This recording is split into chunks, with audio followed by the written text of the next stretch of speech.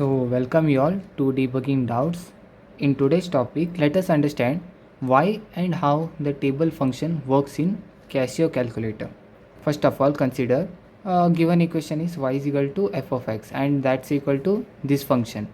So I need to find y value for all the x values, and the x values are in the continuous order and step value of x is same, that is constant. You can see here step value is 1.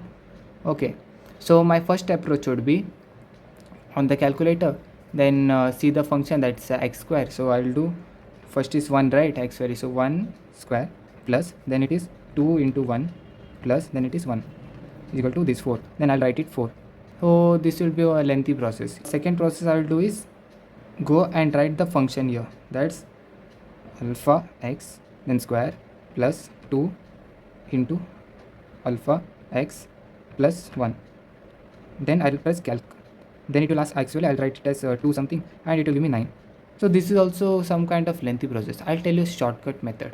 That's go AC, then go for mode. Then you can see the table, right? So click on 7. So a function comes. So now you need to input the function, that is alpha x square plus 2 alpha x plus 1. Okay, now press equals. So it will ask me start value, so it is 1, so I'll put 1.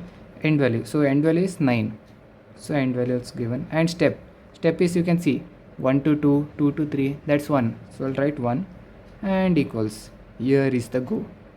You can get all the x and corresponding y values. See,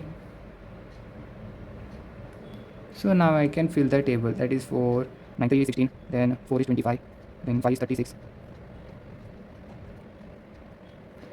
This way you can easily fill using table values, and this will be helpful in many other applications.